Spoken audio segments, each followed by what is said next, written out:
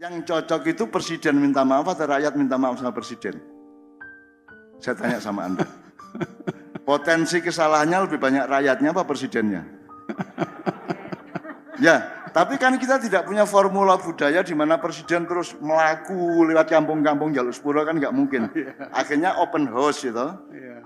Tapi kalau diurut-urut yo, lala apa rakyat jaluk sepuro? Kene sing sampean gaya angel uripe yo. Engko bulan Sapar, bulan Juli nganti September engko kene wis gak iso bayar utang negarane yo. Mari ngono akan ada sesuatu yang huru hara yang agak serius kok. Kok sampean malah ngongkon aku njaluk sepuro, aku salah opo? Mangan angel njaluk sepuro barang, sampean gak kei mangan malah gak njaluk sepuro kan gitu kan. Nah itu kenapa kok tidak pernah ada presiden minta maaf kepada rakyat itu? Kenapa itu? Apa dia merasa benar enggak punya kesalahan atau bodoh atau apa?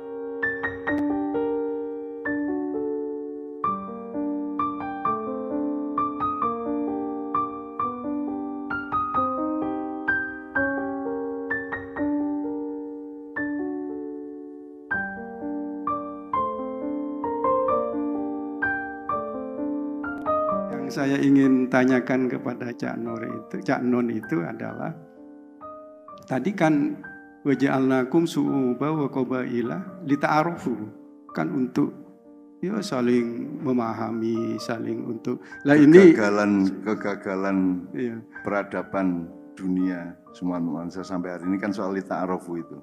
Nah, kita gagal lita'arufunya. Itu kan harus lewat pendidikan, lewat segala macam. Iya, lewat media itu kan lita'arufu. Kira-kira gitu ya Pak Yaknon punya resep apa sih supaya fitrah manusia yang berbeda-beda itu perbedaan agama, perbedaan status sosial tetapi tetap dalam kerangka supaya kemaslahatan atau lita'arufunya itu loh supaya benar-benar tercapai. Ya, ada banyak Pak, ada kita harus mengepung kehidupan ini dari banyak sisi karena dia bulatan. Jadi misalnya tadi Anda itu ya benda, ya tanaman, ya binatang, ya setan, ya malaikat misalnya gitu ya. Nah, spektrum besarnya manusia. Nah, di dalam itu ada spektrum-spektrum kecil. Misalnya Anda itu kan awalnya kan cuma materi, debu itu, mintin ya, debu. Kemudian Anda dikasih Allah sifat tumbuh, jadi Anda itu tanaman. Jadi tanaman itu ada dalam diri Anda. Paling tidak habitat tanaman itu ada pada diri kita. Kemudian benda yang tumbuh, bernafsu dan bergerak. Binatang. Jadi kita adalah binatang. Andaikan kita tidak punya akal dan nurani, tidak punya kolbun dan aklun gitu ya, kita adalah binatang. Gitu. Jadi kita harus tahu bahwa kita itu binatang. Cuman kita dibekali aklun sama kolbun atau fuadun itu sehingga kita bisa menjadi khalifah. Sebab kalau kambing itu kan dia mengembek, dia tidak tahu kalau dia mengembek. Ya. Kambing itu makan daun, dia tidak punya rumusan buat dia makan daun. Gitu ya. Nah kalau sampai manusia makan tapi dia tidak bisa merumuskan makan apa, itu berarti kan kambing kan gitu. Jadi, nah bahkan di dalam spektrum manusia yang lengkap, ini manusia itu seperti Allah itu sendiri. Jadi miniatur Allah, seolah gitu ya. Jadi spektrumnya itu punya keragaman, kelengkapan, tidak hanya syu'uban wa qabail. Tapi punya kelengkapan zatiyah sedemikian rupa sehingga kita itu begitu lengkapnya. Jadi pluralisme itu ciptaan Allah, bukan ideologi manusia. Nah, sekarang masalahnya kita harus menemukan kembali mindset atau manzilah tadi itu. Nah, misalnya apa? Misalnya UGM itu syu'uban apa qabail? Sehingga kan metode lita'arufunya beda dong. Kalau syu'uban beda, qabail beda. Jadi kalau syu'ub itu berasal dari kata sya'bun. Sya'bun itu adalah sekumpulan orang yang berasal usul dari darah yang sama. Jadi itu marga atau kayak habaib itu ya. Kayak Habib-Habib itu kan berasal dari darah yang sama. Rasulullah lewat Ali, kemudian Hasan atau Husain. Mau Syarif, mau Sayyid dan seterusnya gitu ya. Tapi kedua-duanya itu Habib. Gitu. Sementara kalau kayak fakultas hukum ini kan kabilah ini. Jadi orang yang berkumpul karena keperluan bersama. Kan itu. Itu bisa klub sepak bola, bisa klub mancing, bisa klub motor, bisa kelidih, bisa fakultas hukum, bisa ormas, bisa parpol. Itu semua kabilah atau jamaknya qabail. Nah, yang menjadi problem kita adalah li ta'arofu ini. Li ta'arofu, jadi li itu untuk, ta'aruf itu dari kata berupaya, berjuang untuk terus-menerus saling tahu satu sama lain. Termasuk orang bersuami istri itu li ta'arofu. Makanya di dalam ayat tentang pernikahan itu, yang namanya sakinah itu dibedakan oleh Allah penggunaan kosakata fi dan ila. Jadi ya, kalau Anda mantu nanti, kalau tiang ditancapkan itu namanya litas kunu fi, pakai fi. Tapi kalau laki-laki ke perempuan nikah itu litas kunu ila. Artinya satu statis, yang satu dinamis. Jadi orang bersuami istri itu harus berjuang terus-menerus untuk mensakinahkan keadaan. Dan tidak boleh ada yang kehilangan itikat untuk memperbaiki keadaan. Karena dia litas kunu ila, jadi dia menuju.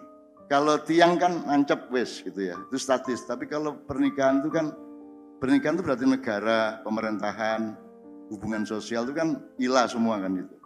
Nah, jadi memang sangat jelas sebenarnya apa namanya, fitrah itu sangat jelas dari Allah. Karena apalagi kalau kita kembali ke yang tadi, fitrah itu bukan kamu menjadi siapa secara dzatiyah maupun secara kultural atau secara apapun.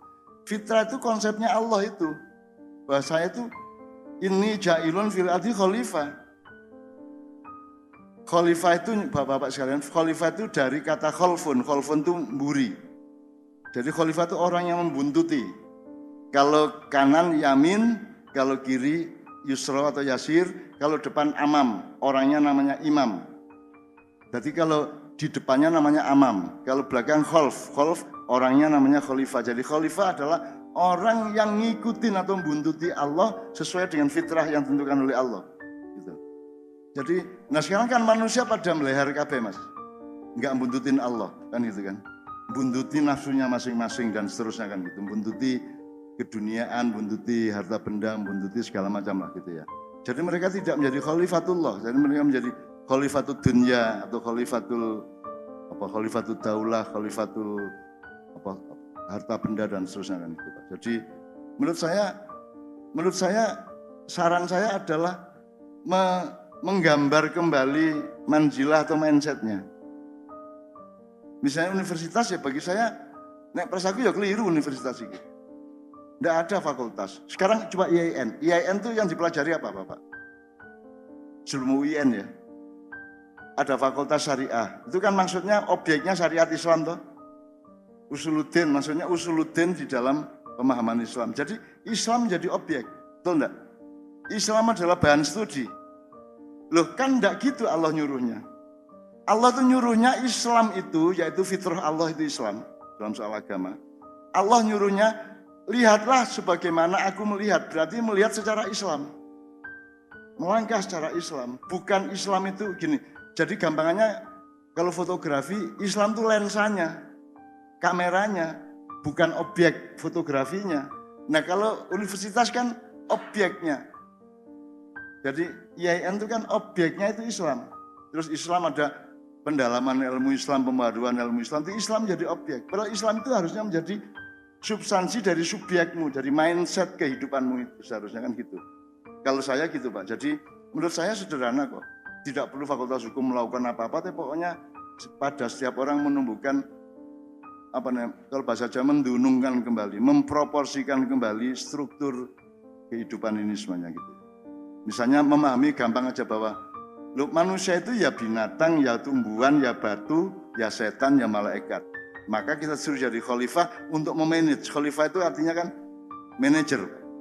Kita memanage kan gitu. Jadi menurut saya itu cukup kesadaran pribadi-pribadi. Nah, budekan tinggal memberi contoh manajemen yang baik sebagai manusia begini. Kenapa kita bikin sawalan? Karena saya bukan hanya dekan, saya juga manusia, saya juga hamba Allah. Itu kalau gelembungnya Bu, jadi ada makhluk. Ya, kalau tadi kan materi sampai manusia, kan manusia sebagai makhluk, terus manusia sebagai insan, terus manusia sebagai Abdullah, hamba Allah, terus manusia sebagai khalifatullah. Nah seluruh dunia ini, peradaban dunia ini hamba Allah aja enggak, Abdullah aja enggak.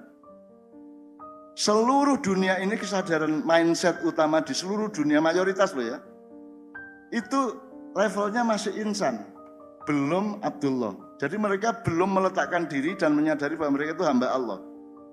Makanya mereka bikin hak asasi manusia, taek hak asasi manusia. Kok manusia punya hak itu dia tidak punya saham apa-apa kok. Wong nyukulno rambutnya gak iso kok wis butak ya bingung dhewe kok. Wong dia tidak punya hak, dia tidak punya otoritas apa-apa atas badannya. Gitu?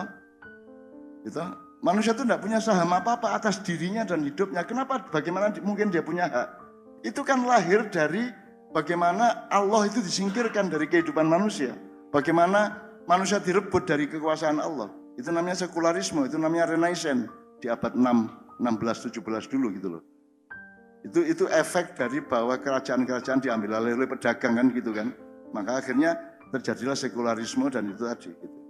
Nah jadi sekarang menurut saya dibangun kembali, tidak usah lewat pembelajaran Bu, tidak usah lewat kurikulum. Lewat cara bergaul kita aja, lewat contoh-contoh dari perilaku kita sudah cukup bahwa nanti setiap orang akan menemukan, loh saya ini bukan hanya makhluk loh, saya ini insan loh. Aku menungso loh rek. Lah aku gak mek menungso, aku iki hamba Allah loh, aku iki terikat loh sama Allah, tergantung sama Allah loh saya itu. Makanya tadi pakai selawatan, karena saya itu tergantung sama Allah dan Allah itu menyuruhnya kalau tergantung sama aku, kamu harus cinta sama kekasihku yang namanya Muhammad kan gitu. Logikanya kan gitu. Maka dan bahkan manusia tidak hanya hamba, saya bukan hanya hamba Allah, saya ini khalifatullah loh. Saya ini harus memanage diri saya, memanage keluarga saya, memanage masyarakat saya, memanage negara saya. Jadi negara itu adalah formula dari khilafah. Lah kok Indonesia menolak khilafah karpe piye? Saya juga karena memang salah yang ngomongin khilafah kepada negara ini salah. Ya HTI, ya FPI gitu kan. Tidak jelas Islam itu diperkenalkan secara tidak jelas, akhirnya orang pada salah paham semua gitu. Akhirnya jadi kafir kabeh. Nah, kalau mendengar kata kafir juga jangan ikut mainstream. Kafir itu bukan sesuatu yang seperti Anda pikir. Kafir itu gini loh. Ini loh kafir. Sesuatu yang menutupi. Bed cover, itu kain yang menutupi kasur. Jadi bahasa Arab itu dari Allah sendiri dulu kepada Nabi Adam, terus jadi bahasa Arab, terus jadi bahasa Inggris. Kafir. Kafir itu pihak yang menutupi kebenaran. Kafir itu dulu artinya adalah petani. Jadi petani di Arab dulu itu kalau mau menanam kurma itu dia dikasih batu-batu, di tanahnya ditutupi batu-batu, dikasih lubang-lubang supaya ada disiplin di dalam soal tumbuhnya pohon kurma itu. Nah, menutupi tanah dengan batu-batu atau dengan tanam itu namanya kafir. Jadi kafir itu petani. Jadi jangan pakai pikiran Bais sama Densus ya. Kafir itu sederhana kok. Ya ini kafir ini. Kalau saya enggak pakai celana berarti saya tidak kafir. Saya butuh jadi kafir karena saya harus menutupi kelamin saya, harus menutupi badan saya, itu kafir. Kafir itu netral-netral aja. Cuman selama ini kan dipolitisir, dibiaskan secara kultural, secara pemanaan menjadi sesuatu yang serem. Gitu kan. Padahal kafir itu ya cover bed. Cetok welo-welo kok cover bed. Nanti sampean coba ke mall sana beli, Mas saya mau beli kafir gitu kan. Loh maksudnya apa? Saya beli kafir yang nutupin kasur itu loh gitu kan. Gitu kira-kira Mas saya. Jadi saya mohon maaf kalau saya merasa bahwa banyak sekali hal yang harus dibenahi. Tapi itu semua saya tidak menawarkan gerakan-gerakan besar kok. Saya cuma menawarkan inisiatif setiap orang untuk punya itikat baik, membenahi kembali pemahamannya, cuman itu dong. Supaya kita tahu setiap hari itu, supaya kita itu mensyukuri apa yang selama ini kita tidak mensyukuri. Supaya kita bangga yang selama ini kita tidak merasa bangga karena kita tidak ngerti landasannya, nggak ngerti manzilahnya tadi itu. Bayangin kalau sekarang saya bilang Allahu Akbar, ya. Itu kan dengan ingatan bahwa ini Allah loh yang koreografinya itu Allah, koreografi itu Mas, tata gerak ya. Itu Allah yang bikin, bukan Nabi Muhammad loh. Nabi Muhammad tidak punya hak untuk mengarang atau untuk mengaransir gerakan maupun bunyi sholat. Tidak punya hak. Nah, dia juga sama dengan kita kok. Nah gini-gini ini kan kadang-kadang kiai-kiai pekewoh sama Nabi Muhammad itu ya. Tidak punya hak dia. Bahkan Nabi itu tidak punya kekuatan apa-apa. Tidak punya, not even Muhammad, not even malaikat Jibril, whoever. Tidak punya kekuatan apa-apa, tidak punya kuasa apa-apa, tidak punya otoritas dan kompetensi. Yang punya kompetensi itu hanya Allah Subhanahu wa taala. Rumusnya jelas, kita jelas sejak kecil kita menghafalkan la haula wala quwata illa billah. Haul itu artinya otoritas. Wala quwata, kekuatan, power. Illa billah, tidak ada illa bi Jibril, illa bi Muhammad, tidak ada. Illa billah tok. Jadi Nabi Muhammad juga tidak punya kekuatan apa-apa. Lu punya mukjizat. Yang punya mukjizat siapa? Nabi Musa itu bisa membelah laut, dong. Coba kapan-kapan sampean belajar kebatinan terus cari Nabi Musa, ketemu gitu ya. Nabi Musa, derek kula Nabi, nang dile parang tritis. Jenengan nggawa tongkat. Terus di parang tritis suruh gini-gini, coba kalau terbelah. Enggak akan terbelah itu laut. Karena yang membelah laut itu Allah, bukan Nabi Musa. Jangan lupa ini hakikat ilmu, hakikat pengetahuan. Dan tidak usah pakai memang gitu, saya ketemu Nabi Musa saya ngomong gitu kok. Saya ngomong gitu langsung tidak apa-apa, Nabi Musa objektif kok dia. Objektif dia intelektual luar biasa dia. Meskipun tidak lulus di depan dosennya namanya Nabi Khidir gitu ya. Tapi dia objektif, Nabi Musa itu pinteran. Saya ngomong terang-terangan. Itu kalau Allah tidak memerintahkan air untuk terbelah, air tidak terbelah. Jadi itu ada ayat lain yang tidak dicantumkan di Quran. Makanya di Ma'iyah saya mengatakan, coba pekalah dan temukanlah firman-firman Allah ayat-ayat Allah yang tidak difirmankan. Dan itu kan bertaburan tiap hari di mana-mana. Makanya saya itu sama ilmu, sama pengetahuan itu gampang-gampang aja, tinggal metik gini kok. Apa aja tinggal saya petik kok. Apalagi saya minta sama Allah, saya mau tidur saya minta, nanti dalam tidur saya dikasih, bangun tidur saya sudah tinggal nulis. Sudah tersedia. Allah kok. Innallaha khabirum bima ta'malun kok. Gitu kan? Jadi teman-teman sekalian, menurut saya tidak memberi kiat atau pesan atau tuntutan atau PR apapun kepada Fakultas Hukum. Yang penting kita masing-masing membenahi kembali pemahaman kita. Dan ukurannya maslahat aja. Misalnya bedanya tafsir sama tadabbur ya Mas ya, Bapak ya. Yang saya pakai tadabbur. Tapi di dalam spektrum tadabbur di dalamnya ada tafsir. Nah kalau tafsir selama ini 15 abad tafsir itu tidak pakai tadabbur, jadi dia berdiri sendiri. Jadi kalau tafsir itu harus ada persyaratan akademisnya, bisa bahasa Arab, ngerti asbabun nuzul, ngerti sanad, matan segala macam. Itu harus sangat intelektual dan akademis. Kalau tadabbur itu setiap orang. Sekarang saya tanya, Quran itu dikasih ke orang pintar apa ke semua orang? Semua orang. Jadi kalau orang tukang kayu, tukang kuli di pasar, petani, dia pasti dikasih akses oleh Allah, dikasih bekal oleh Allah untuk mengakses Al-Quran. Betul enggak? Mustahil tidak. Masa Allah pilih kasih, pokoknya sing intelektual dok, sing nafsirkan. Enggak. Itu mufasir aja yang punya persyaratan seperti itu loh. Setiap orang bisa mengakses Quran dan boleh. Itu namanya tadabbur. Dan di dalam Al-Quran tidak ada anjuran Allah untuk menafsirkan. Jadi tidak ada mufasir. Yang ada tadabbur. Afala yatadabbaruna al-Qur'ana am fi qulubihim akfaluha. Jadi yang anjuran Allah di Quran itu tadabbur. Tadabbur itu dari kata dubur, Bapak. Logikanya gini, tadabbur itu lakukan sesuatu sehingga yang keluar dari duburmu itu baik, maslahat. Jadi misalnya naik motor itu kenal pote cis itu ya, bagus, tidak berwarna, tidak kemebul, itu berarti kan mesinnya bagus. Nah tadabbur itu adalah bagaimana kita berlaku baik sehingga keluarnya itu maslahat. Jadi tadabbur itu gampangannya pokoknya taekmu apik lah. Nek mbadokmu gak karu-karuan tuaes gak karu-karuan ngono. Jadi pokoknya tadabbur itu artinya pokoknya taekmu apik. Jadi supaya yang keluar dari duburmu itu baik, itu namanya maslahat. Dan itu serius. Karena kalau mufasir sekarang tidak ada tafsir, Anda mau baca Jalalain, mau Ibnu Katsir, mau sudah siapa aja dah. Mau Mbah Soleh Darat, mau siapa wis? Al-Misbah, mau Quraisyab, mau siapapun saja, Alif Lam Mim aja tidak ada yang bisa menafsirkan. Alif Lam Mim semua hanya Allah yang tahu. Nah, kalau hanya Allah tahu, apa sampean ayat, sampean firmankan? Gimana?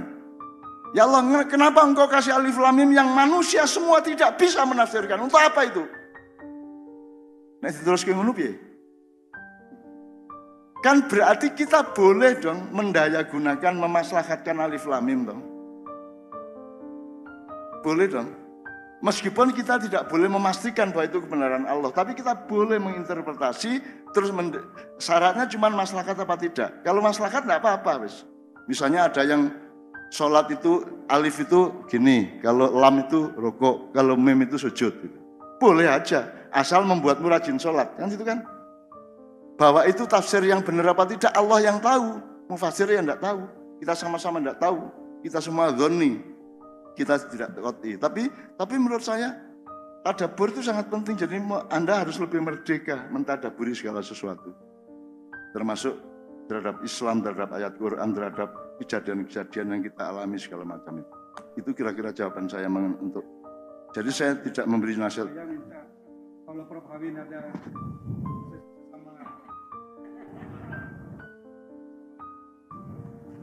produk Sesama gontor, ya.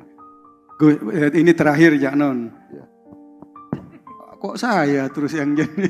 Ya enggak, tapi ini terakhir gitu. Jadi kalau fitrah itu Cak Non kalau di Madura itu 00. 00 itu 00 itu loh. Itu fitrah itu. Jadi begitu. Ya, itu kan linear Mas. Jadi itu seperti Anda, saya sama Budekan 00. Iya. Tapi kan hidup ini bulat dan sangat ragam. Jadi misalnya 00 antar qabail. Iya. 00 antar su'ub. Benar. Kan itu kan. Benar. Enggak gampang sekarang. Yang cocok itu presiden minta maaf atau rakyat minta maaf sama presiden? Saya tanya sama Anda. Potensi kesalahannya lebih banyak rakyatnya apa presidennya? Ya, tapi kan kita tidak punya formula budaya di mana presiden terus melaku lewat kampung-kampung jalur sepuro, kan nggak mungkin. Akhirnya open house gitu. Seharusnya open house itu memang itu keterbatasan budaya kita, bisa nggak bisa ya open house. Cuman harus dengan kesadaran bahwa ini saya loh yang minta maaf, bukan sampean loh, kan gitu. Mestinya ada gitu. Saya kan Rioyo kan arek njaluk sepuro kan resik sing tuwek sing luwih akeh salah kan begitu. Jadi ya kita sembuhkan dengan kesadarannya. Tapi kalau diurut-urut yo, lha apa rakyat njaluk sepuro? Kene sing sampean gaya angel uripe yo. Engko bulan Sapar, bulan Juli nganti September engko kene wis gak iso bayar utang negarane yo. Mari ngono akan ada sesuatu yang huru-hara yang agak serius kok. Kok sampean malah ngongkon aku njaluk sepuro, aku salah opo? Mangan angel njaluk sepuro barang, sampean gak kei mangan malah gak njaluk sepuro, kan gitu kan. Nek rakyat kan atine ngono kuwi Mas. Tapi kan ndak bisa kita praktekkan, kita terjemahkan, kita desain bahwa presiden minta maaf gitu kan, ndak bisa. Kecuali pidato sekali tok gitu ya di televisi gitu ya. Tapi kan ndak pernah ada toh. Belum. Nah itu kenapa kok tidak pernah ada presiden minta maaf kepada rakyat? Kenapa itu? Apa dia merasa benar, tidak punya kesalahan, atau bodoh, atau apa? Mungkin belum disediakan medianya gitu. Loh, kan dia penguasa, dia kan presiden, dia tinggal bikin. Iya. Dia tinggal bikin, dia tinggal nyuruh semua televisi datang ke istana, terus dia konferensi pers untuk minta maaf kepada rakyat, kan beres. Kalau dekan ya medianya ya ini gitu. Iya. Lah presiden lebih mudah lagi, sekarang ada media massa dengan mudah kok. Ada online, ada TV, ada segala tinggal TV suruh datang ke istana, ini saya meminta maaf kepada rakyat Indonesia karena sampai hari ini utang kita malah makin banyak, misalnya gitu ya. Saya minta maaf, tapi kan saya sudah bikin jalan tol, lumayan toh. Dulu kan sebelumnya kan tidak ada, kan gitu kan. Jadi pokoknya ada momentum minta maaf kepada rakyat. Dan itu belum pernah ada di Indonesia. Enggak. Oh. Ya nanti saya sawali sendiri. Nah itu kan sebenarnya itu kan algoritma logis biasa toh, bahwa presiden itu potensial lebih banyak punya kesalahan dibanding rakyatnya, kan itu biasa toh. Maka inisiatif yang itu enggak usah hebat, enggak usah kreatif, enggak usah pinter toh.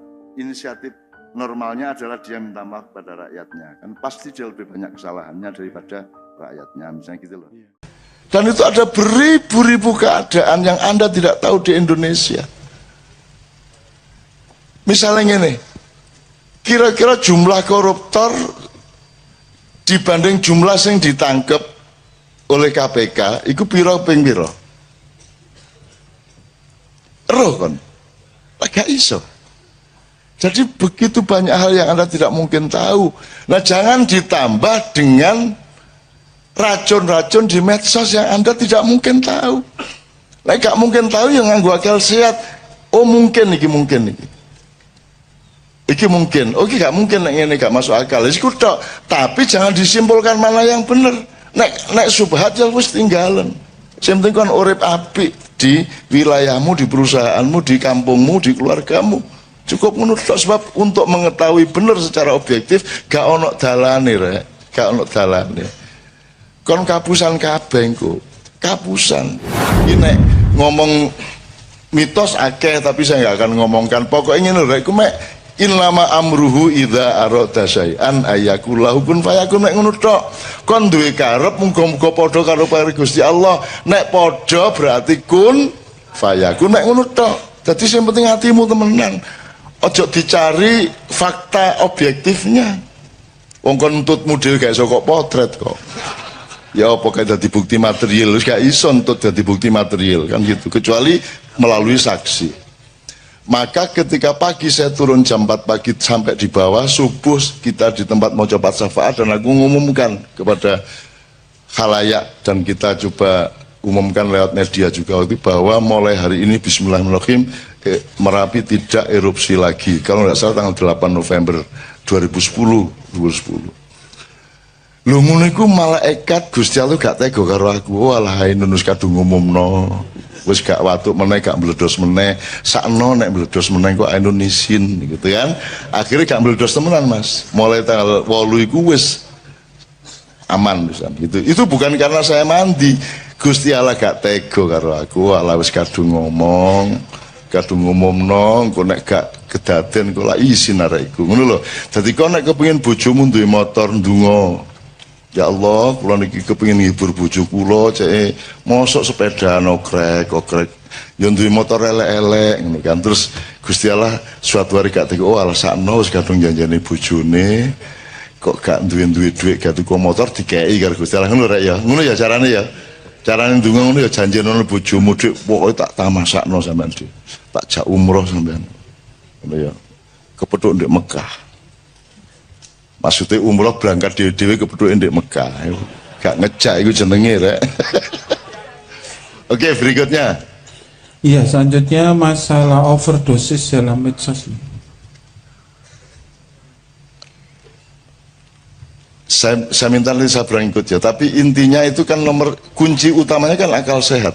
Urip iki mek ana telu rek, mesti bener, mesti salah, gurung mesti bener, gurung mesti salah. Mek telu iku tok. Nek di hadis kan al halalu bayyinun wal haramu bayyinun wa ma bainahuma mustabihat mutasyabihat wa aktsarun nasi la ya'lamun, dan kebanyakan manusia tidak tahu. Dan pertanyaan Anda adalah pertanyaan dari kebanyakan manusia yang tidak tahu mana yang halal, yang haram, yang hak, yang batil kan gitu kira-kira. Nah, kita tidak bisa Mas. Kon gak ero janjane ya apa kok Habib Rizik nang Mekah. Gak iso carane ero ya apa kon. Iku bener lah gak karo Firza iku. Kak Ema iku sapa? Iku peristiwane awale ya apa? Kon gak mungkin ero. Ya apa caramu ero? Karena arwah hasilnya pengumuman itu. Terus enggak dilungkas Habib Rizik diusahano oleh Pak Tito untuk pulang misalnya. Lho itu biar lapis tersangka. Ya tak gak?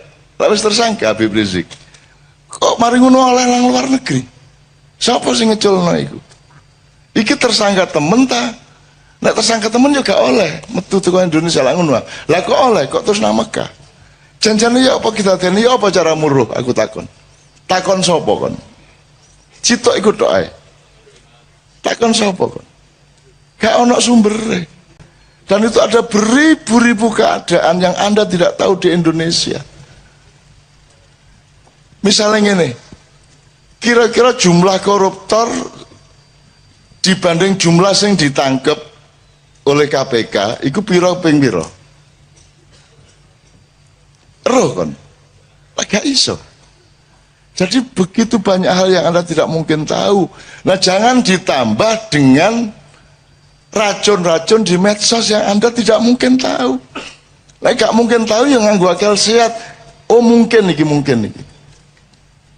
Iki mungkin. Oke, gak mungkin nek ngene gak masuk akal. Iku tok. Tapi jangan disimpulkan mana yang benar. Nek subhat ya wis tinggalan. Sing penting kon urip apik di wilayahmu, di perusahaanmu, di kampungmu, di keluargamu. Cukup menurut sebab untuk mengetahui benar secara objektif gak ono dalane rek, gak ono dalane. Kon kapusan kabeh engko. Kapusan. Nanti tolong Sabrang nambahi ya. Oke. Berikutnya, nanti saya selesai terus Sabrang nambahi beberapa hal. Iya, selanjutnya beda penjajahan dulu dan sekarang. Jelas Sabrang lagi tadi sudah diomongkan dikit, ini Sabrang yang jawab terus. Ya. Selanjutnya masalah mimpi dengan ketemu dengan Mbah Nun. Iki ya gampang-gampang angel iki. Engko kok arane aku iki senengane ngleboni awakmu pas turu ngono kan. Yoga rek jan itu semua ciptaan Allah, semua rekayasa Allah, semua iradah dan amrullah. Saya itu hanya bagian dari kehendak Allah, Anda juga bagian dari kehendak Allah. Yang kita cari bukan kebenaran saya datang benar ke mimpimu apa tidak, tetapi bahwa Allah nyambung antara awakmu nang karo aku lak ngono. Iki sing pasti. Awakmu disambung karo aku awakmu disambung awakmu karo aku siji. Fakta yang kedua yang pasti benar adalah kalimat itu harus saya respon. Bahwa Al-Quran itu ada 2 dimensi, ada 3 dimensi. Sing gak bener adalah ngomong aku iki wis 3 dimensi, gak mungkin aku ngomong ngono. Gak mungkin aku ngarani aku iki wis makrifat rek. Gak mungkin aku ngomong ngono lah. Aku tahun ketemu Nabi Khidir nganggo serban kayak Pangeran Diponegoro. Gak tahu, gak kira aku ngomong ngono iku. Aku paling bayangno Pangeran Diponegoro iku nek jajal nek helman ya apa. Jadi aku gak mungkin ngomong, tapi ilmu yang saya omongkan di mimpi Anda itu dalam tanda petik bisa kita cari kebenarannya. Bahwa selama ini Al-Quran kita perlakukan secara akademis. Jadi misalnya ini, sing sopan ya opo, nek ngomong tentang Allah Rasulullah, ternyata kesimpulannya adalah yang sopan menurut balai bahasa. Wahai manusia, siapakah engkau? Ngono to sing sopan. Rek, ngono gak sopan. Lah ngono sih saiki. Arek-arek kabeh, oleh tak gak nerjemahno ngono iku secara lisan. Menungso kabeh ya apik ya. Tapi selama ini sopan tidak sopannya kepada Allah ditentukan sebenarnya oleh regulasi dari balai bahasa. Sing dianggap resmi secara akademis ngono sing apik. Nek sing dulinan kaya awake dhewe guyon iki dianggap elek. Terus kita dituduh kok ngono sih karo Gusti Allah. Loh, lagi Jawa Timur ya. Terus ya apa? Kita kan tidak tahu Allah. Gak roblas. Ruweku mek ayang-ayangnya. Ya tak gak? Yang Allah hadirkan ke kita itu yang kita tahu. Tajalinya. Allahnya sendiri laisa kamitslihi syai'un. Tan kena ya ngopo, tan kena gini. Tidak tahu kita. Tidak mungkin kita tahu Allah. Tapi Allah hadir. Yang kita ketahui adalah kehadiran Allah. Kehadiran Allah itu kita terjemahkan dengan bahasa kita. Sampai ono cerita Madura ngene kalau mau sore surup-surup mek oleh iwak loro jari Rahman Rahim sampai ning ngene iki lho ya. Itu guyon-guyon ngene aja dimensone Pak Orek. Itu cara saya untuk memasukkan ke dalam hatimu betapa dekatnya Allah denganmu. Jangan marah berdasarkan pilihan kata dan pilihan bahasa. Sebab kata itu bernilai pada tempatnya. Ada tempatnya, dia ditempatkan di tempat yang berbeda, dia menjadi bernilai berbeda. Ini tak ya? Itu namanya konteks dan nuansa. Ini ya, ya. Nah sekarang Al-Quran 2 dimensi, 3 dimensi tadi itu menurut saya ya berarti kita cari yang multidimensional dari Al-Quran. 3 dimensi itu maksudnya Al-Quran sebagai teks, Al-Quran sebagai fakta alam, dan Al-Quran sebagai fakta manusia. Tapi telu iki janjane ya unda-undi, ngerti unda-undi. alam ada di manusia, Quran ada di manusia, manusia juga ada di alam, manusia juga ada di Al-Quran, bisa diwolak-walik. Tapi yang penting fil afaqi wa fi anfusikum, rumusnya jadi 3. Ini ada ya. Ya pokoknya didolai hikmahnya aja diserem-seremno ya gitu ya. Aja diserem-seremno, biasa-biasa aja, wajar dan apa namanya? Akurat saja terhadap segala sesuatu. Berikutnya. Ya, selanjutnya masalah anjuran Rasul tentang memanah, renang dan berkuda. Nek prasaku waktu itu guru ngono latihan nembak, guru ngono bedil, guru ngono volleyball, ya guru ngono pingpong gitu. Sudah pasti 3 tadi, berkuda, memanah dan berenang, itu pasti bisa kita cari filosofinya pasti. Tapi belum tentu karena filosofi itulah Rasulullah menganjurkan renang, manah dan naik kuda, karena waktu itu yang disebut olahraga itu yang paling utama itu aerobik guru ngono kung apa sing Cina-Cina itu ya yoga guru ngono sapi turut gitu ya. Jadi menurut saya itu gak kok terus sing sunah Rasul ikut. Sunah Rasulnya adalah Anda melatih badan Anda supaya metabolisme yang bagus, supaya jiwa Anda sehat, yang ngono. Itu yang sunah Rasulnya, tidak pada bentuknya. Tapi nek awakmu latihan memanah dalam rangka cinta Rasul, yo apik. Yo apik, berkuda dalam rangka cinta Rasul, yo apik. Yo apik. Wong awakmu gawe celana congklang ini karena cinta kepada Rasulullah, yo apik kok. Asal gak usah nyalah-nyalah no liyane, ngono lho ya. Aja meneh kok arek-arek iki malah jingkawangi nemen kulot teh. Saene arek. Ya, kalah iku LDI. LDI lah mek saen. Arek-arek saene. Wis saene jek dibedah-bedah bisa. Iku sunah Rasul kuadrat iku jenenge. Sing luwes ya ndelok apa-apa ya. Saya tidak mengatakan ini harus kompromi, ndak. Bukan gampang juga tidak. Dilihat dulu alasannya. Gak apa-apa misalnya ono wong jenggoten mergo wong Kanjeng Nabi jenggoten masuk aku gak, ya gak apa-apa tapi to ya dalam rangka tresno dan itibak Rasul. Masalahnya adalah ojo adek nyalahno sing gak jenggoten. Dan nek ono wong jenggoten ya gak usah dielek-elek. Wong duwe pertimbangan dhewe-dhewe gitu kan. Gitu loh.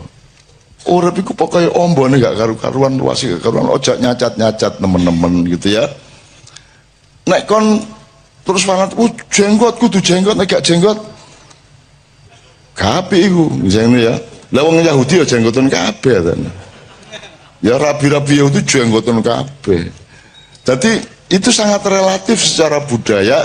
Jadi kembali ke niatmu apa? Niatmu apa? Misalnya awakmu lesu kok kayak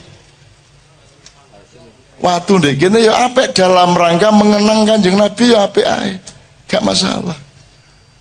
Gitu loh, gak masalah, tergantung niatnya. Al-amalu binniyah, ngono ya. Oke, wis larut iki Mas Islami.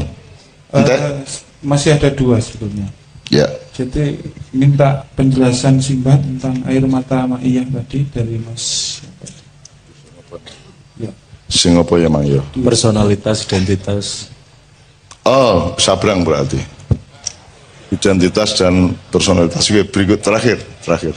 Yang terakhir yaitu dari Mas Indra, baiknya saya itu nikah dulu atau membangun karakter? Oh, karier, membangun karier. Oh iya, karier. Jane ngene iki gak ono rumus rek. Awakmu sing iso ngukur awakmu dhewe, ya. Nek teori tentang seseorang bisa tidak berlaku untuk orang yang lain. Nek nganggo teori perusahaan ya sing apik ku siap sik kayak terapi. Tapi nek nganggo bismillah niat wis pokoke justru mergo aku rabi kok aku usahaku iso sukses sak ngono ah. Mergo aku bendina didorong karo ditagih karo bojoku. Nek aku gurung rabi usahaku ya mek setengah-setengah. Ah saiki apik endi sak karepmu. Jadi nek persaku bareng karo karone. Yo karier iku yo apa sih rek? Apa karier iku? Pokoknya kon kerja keras tekun, jangan menghardik waktu, Menghadapi waktu itu artinya jangan keset. Jadikan kalau perlu 1 hari itu menjadi 1 minggu dalam hidupmu.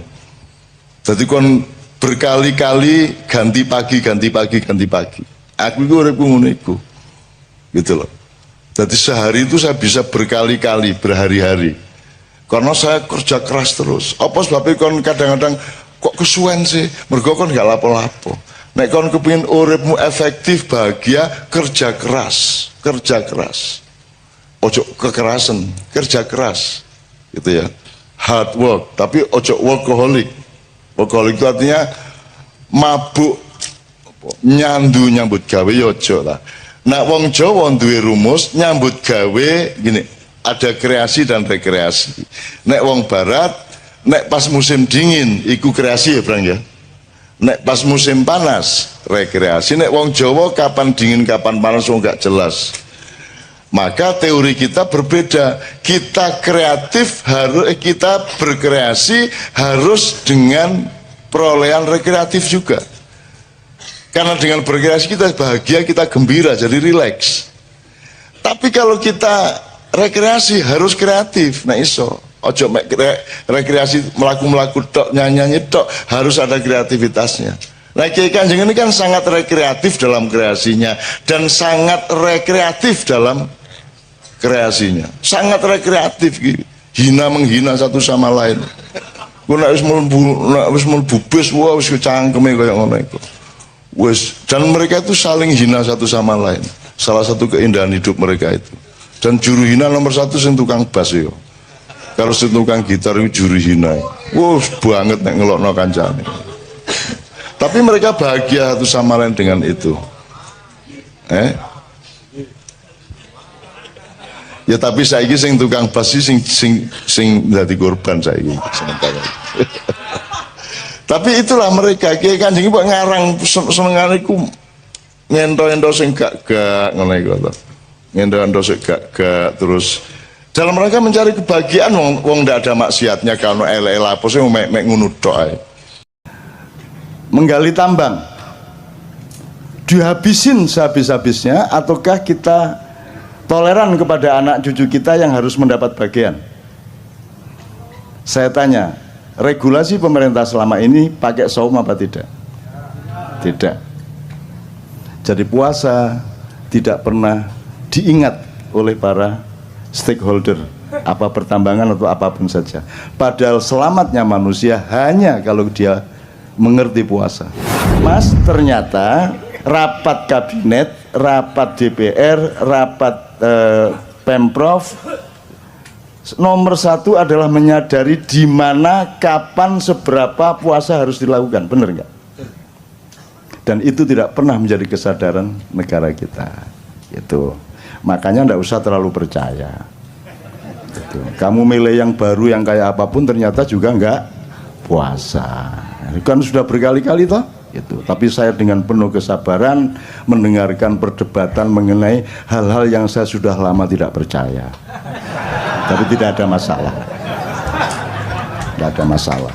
Saya sangat sabar untuk mendengarkan hal-hal yang ngopo cah-cah.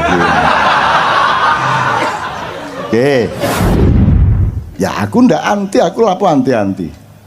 Gitu loh. Antimu tak. Dari dulu kan saya sudah ndak setuju. Lah yang dulu milih siapa? Lah kok sekarang sambat ke sini? Lah yang milih Jokowi dulu siapa? Lah kok sekarang dibicarakan di sini? Kita di sini syahadatnya jelas. Allah, Muhammad, yang lain nanti dulu. Kan begitu? Kan jelas. Kita ndak ganggu, silakan mau kamu ambil, mau kulum, kok emut, kok kerakoti, ya karepmu. Tapi kalau kita disuruh mengakui itu urusan lain. Gitu loh. Kalau yang diakui itu sudah cetok, bojoku tak akoni, bapakku tak akoni, Gusti Allah tak akoni, Kanjeng Nabi tak akoni, anakku tak akoni, ya toh, konco-konco tak akoni, liyane kok sih. Nanti dulu. Apamu? Apaku awakmu itu? Kok aku kudu ngakoni awakmu, kan gitu. Jadi aku ya seneng-seneng aja ngrungokno cacakne, ya seneng-seneng. Tapi ya gak ono gunane ngomong ngene. Anda punya kehendak, saya punya kehendak, dan Allah punya kehendak, dan Allah menyatakan, percayalah bahwa yang berlaku adalah kehendak Allah Subhanahu wa taala. Nah, jadi saya mohon sama Allah, ya Allah, ini anak-anak udah setor takbiran. Jadi tolonglah yang punya keinginan-keinginan yang sudah ngempet itu dikabulkan. Amin. Gitu ya. Amin ya rabbal alamin. Oke, pertama. Jadi kita resume sedikit pengetahuan dasar mengenai takbir, puasa, Idul Fitri, hari raya dan seterusnya. Beberapa hal aja ya untuk nginget-inget aja. Biasanya kalau Idul Adha itu takbirannya bisa sebulan penuh. Tapi kalau Idul Fitri sehari. Artinya sesungguhnya Id yang lebih agung di mata Allah itu Idul Adha, bukan Idul Fitri. Itu ya. Jadi kita agak terbalik. Ya tapi tidak apa-apa, Indonesia terbalik itu sudah kerjaannya ya. Terutama di bidang politik dan pemerintahan.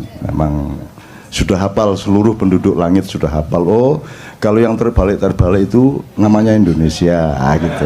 Wis ora apa-apa, Singapura wae. Sing dilebokke swarga kabeh ning neraka 300 tahun. Kedua, ini sudah Idul Fitri, sudah hari keberapa ini?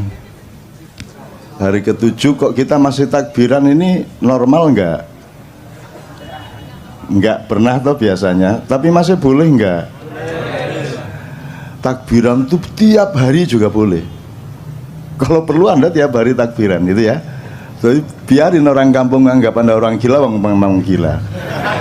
Takbiran tiap hari. Jadi daripada rengeng-rengeng, karena salah satu teorinya adalah nanti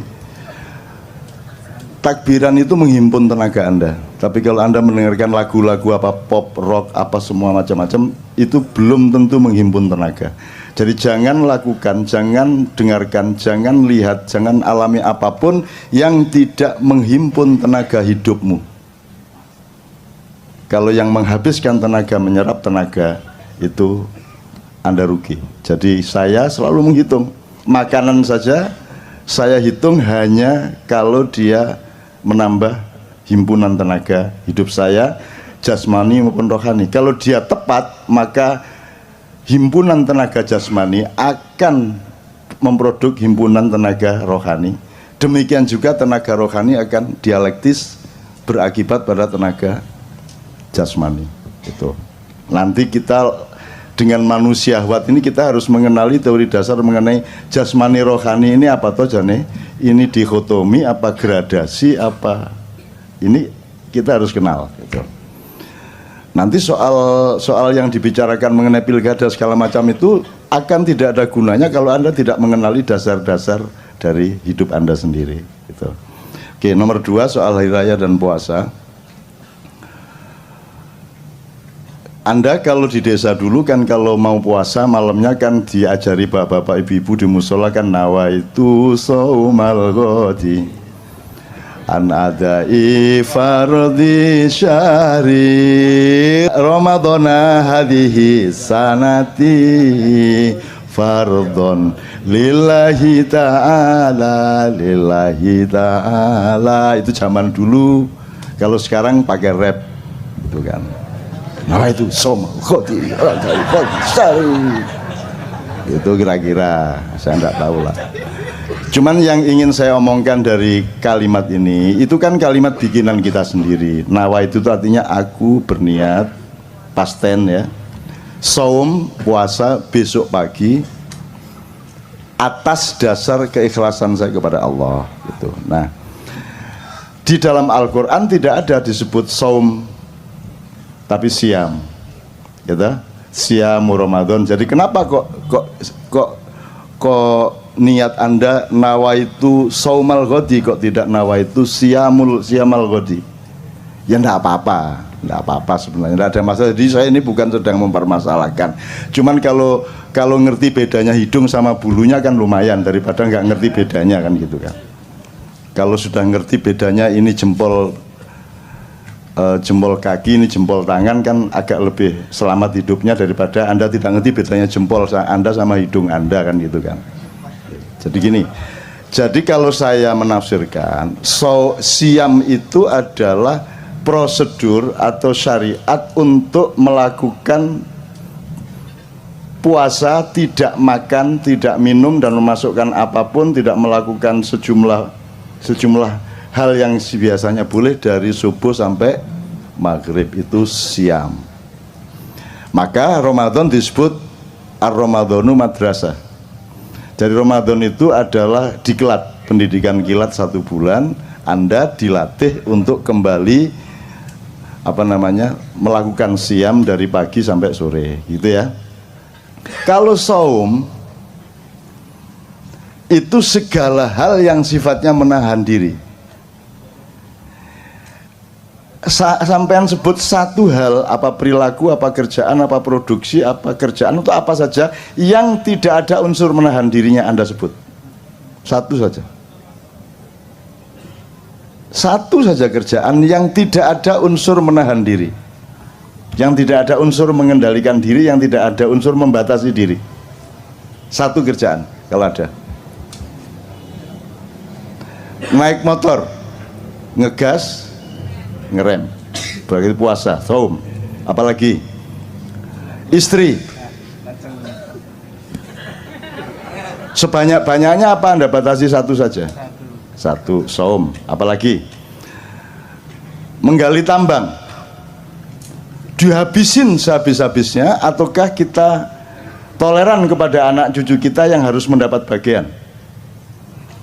Saya tanya, regulasi pemerintah selama ini pakai saum apa tidak? Tidak. Jadi puasa tidak pernah diingat oleh para stakeholder, apa pertambangan atau apapun saja. Padahal selamatnya manusia hanya kalau dia mengerti puasa. Sound system ini isinya puasa, Mas. Diginiin, dibatasi, digedein ya, Mas ya. Diginiin. Ini kegedean dikit bengung, ini kegedean didik ndak balan, itu isinya ilmu puasa semua, betul ndak? Nah, kamu bikin celana itu kan prinsipnya puasa, kan makanya diukur loh, kakimu panjangnya seberapa, kan begitu, betul ndak? Nah, itu prinsip puasa. Mas, ternyata rapat kabinet, rapat DPR, rapat Pemprov, nomor 1 adalah menyadari di mana, kapan, seberapa puasa harus dilakukan, benar nggak? Dan itu tidak pernah menjadi kesadaran negara kita. Itu makanya nggak usah terlalu percaya. Itu. Kamu milih yang baru yang kayak apapun ternyata juga nggak puasa. Ini kan sudah berkali-kali toh. Itu. Tapi saya dengan penuh kesabaran mendengarkan perdebatan mengenai hal-hal yang saya sudah lama tidak percaya. Tapi tidak ada masalah, tidak ada masalah. Saya sangat sabar untuk mendengarkan hal-hal yang ngopo cah-cah. Oke, ini udah jangan terlalu panjang, nanti jadi ceramah puasa. Jadi ngerti bedanya saum sama siam ya. Keselamatan hidupmu, bahkan kaya tidaknya hidupmu tergantung pada kecanggihanmu di dalam menentukan kadar puasamu di dalam pekerjaan, dalam jualan segala macam. Anda jualan bebek goreng, mentang-mentang laris, maka sampai jam 3 malam Anda masih ladeni. Jadi akhirnya beli bebek lagi untuk supaya Anda bisa goreng lagi. Tapi percayalah, kalau Anda melampiaskan, kalau Anda berhari raya tiap hari di warung Anda, maka usia warung Anda juga tidak akan lama. Kalau Anda membatasi jamnya, pokoknya saya cuman jualan bebek paling banyak 50 atau paling banyak 25, habis tutup. Kayak ceker di Solo, kalau Anda lewat Solo itu buka jam 2 malam, tutup jam 5 pagi. Dah. Pokoknya jam 5 pagi tutup. Pokoknya jam 2 baru buka. Meskipun sudah antri sejak jam 11, pokoknya jam 2 tutup. Kalau Anda punya prinsip puasa seperti, maka Anda memiliki kecenderungan terhadap keawetan atau keabadian. Begitu. Kalau kamu suka apa? Kalau suka makanan apa misalnya di Jakarta? Upamanya soto Betawi. Terus pagi soto Betawi, siang soto Betawi, malam soto Betawi, jam 2 malam soto Betawi. Kira-kira Berapa lama usia soto Betawi di mulut Anda? Sebentar aja akan Anda bosan kan? Nah, jadi puasa sebenarnya adalah alat yang paling utama untuk mencapai keabadian. Itu ya itu salah satu contoh aja. Oke. Jadi sudah jelas ya puasa bedanya. Siam adalah diklat Ramadan. Kalau saum artinya adalah apa saja dalam hidup di mana kamu menerapkan prinsip untuk membatasi diri, menahan diri. Regulasi itu apa? Regulasi itu kan menghitung sesuatu secara akurat, secara tepat. Itu namanya puasa. Kan gitu Mas. Coba mentang-mentang seneng sama istrimu kok keloni ya bendino. Esok kelon, awan kelon, sore kelon. Kate ngantor sih dulu ngadeg duluan.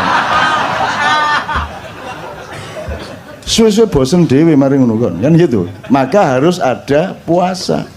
Maka Rasulullah mengatakan makanlah kalau lapar dan berhenti makan sebelum kenyang, maka kamu akan sehat dan lebih lama keawetanmu, gitu ya Rek ya. Terus imsak. Di sini kalau imsak tandanya apa di Jakarta? Pakai teriak imsak gitu. Oh pakai sirine. Sirine. Enggak dong, kalau sirine itu buka. Oh bapak ibu-ibu gitu. Kalau di Jogja imsak gitu ya. Dari masjid besar Jogja itu Pak Jundi namanya itu. Lagunya gitu imsak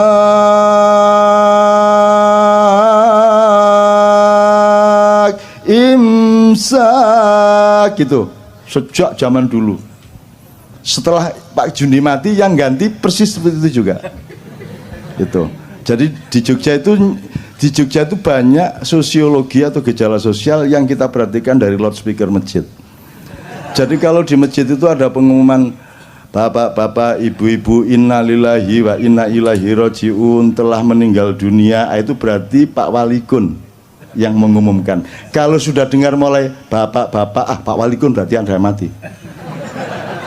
Begitu ada dengar suara Pak Walikun berarti ada yang mati. Sampai pada suatu hari bapak ibu-ibu loh, kok bukan suara Pak Walikun, berarti yang mati Walikun.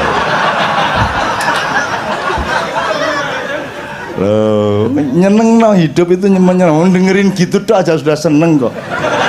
Biar gubernursinya siapapun itu.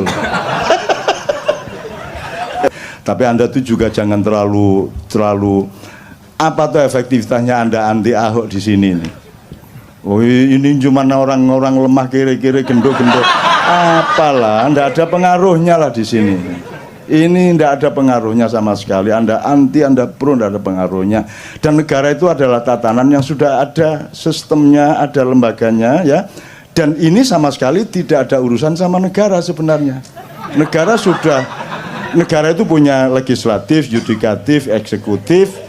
Dan semua mobilisasi atau semua sistem yang dijalankan itu kan berdasarkan 3 lembaga dasar itu, sehingga kalau ada sosialisasi di masyarakat pasti berasal dari 3 itu. Nah KC bukan. KC ini bukan bagian dari sistem negara. Cuman dia selalu ada karena cintanya melebihi pengurus negara kepada negara. Kan begitu. Mereka kalau kumpul harus ada uang honor, kalau kumpul harus ada SPJ segala macam. Ini enggak. Kumpul enggak jelas. Jadi jangan pamer cinta di sini, karena di sini cinta sudah tidak diomongkan lagi. Cinta sudah menjadi diri mereka. Bukan kita. Kira-kira. Artinya Mas, ya enggak apa-apa, saya oke-oke saja, Anda mau anti mau pro, tapi ya enggak efektif. Oh iki ya sopo arek-arek ya enggak lah. Gitu.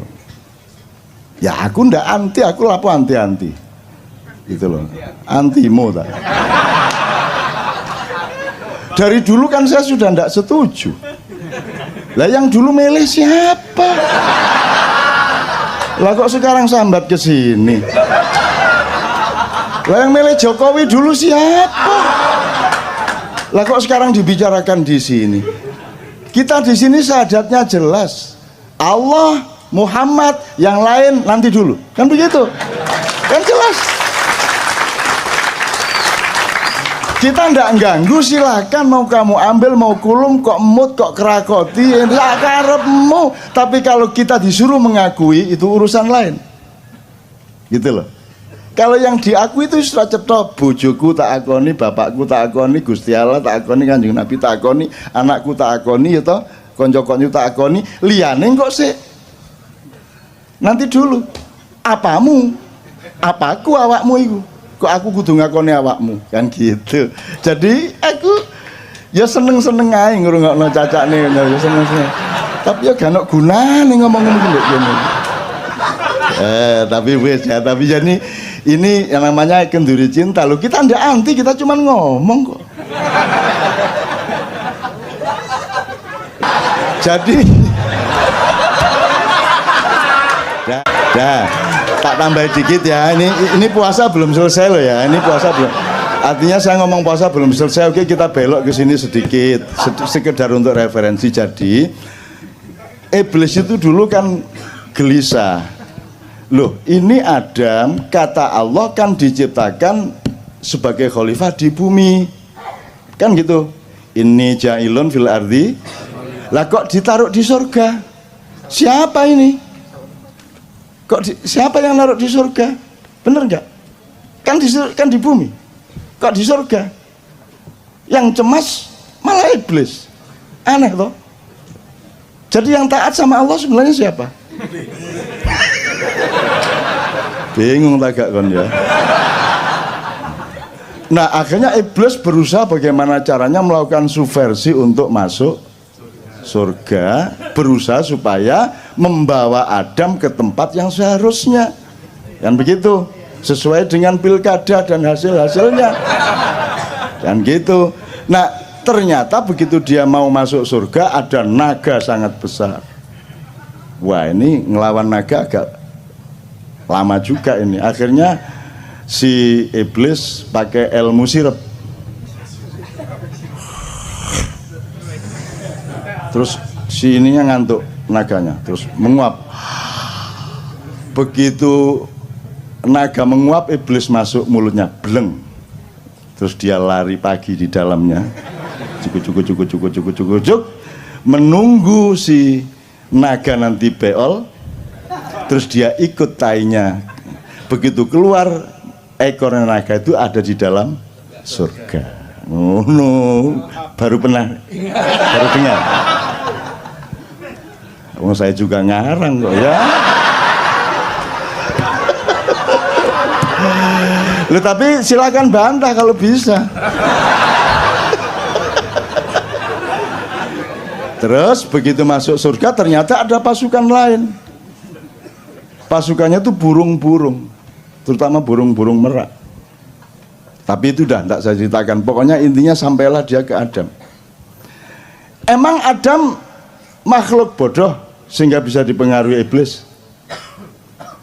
Kan Allah mengatakan inna khalaqnal insana fi. Adam lebih unggul apa lebih rendah dari iblis? Lebih unggul. Ahsani takwim, dia sebaik-baik ciptaan, masterpiece-nya Allah. Masa bisa dipengaruhi iblis? Terus digoda iblis? Ayo, nggak bisa. Upama saya aja nggak bisa kok digoda iblis. Cuman iblis ini pinter, dia pernah kuliah di IKJ. Jadi iblis menciptakan kostum persis seperti malaikat Jibril.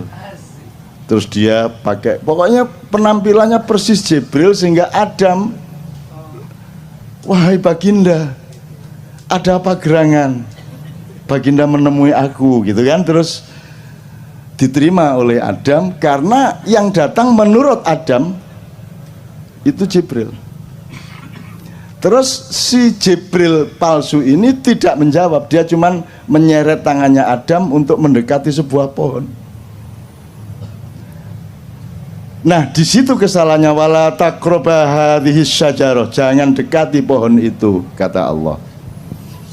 Maka karena dia mendekati pohon itu dihukumlah Allah sehingga kemudian Adam dipindah ke bumi, kan begitu. Terus disimpulkan oleh manusia di dunia, berarti di surga itu ada pohon yang tidak boleh didekati, itu disebut pohon terlarang gitu ya. Betul? Pernah dengar pohon terlarang? Saya bilang, kalau di surga ada larangan aku mau rono aku. Surga tidak ada larangan dong. Tidak ada pohon terlarang.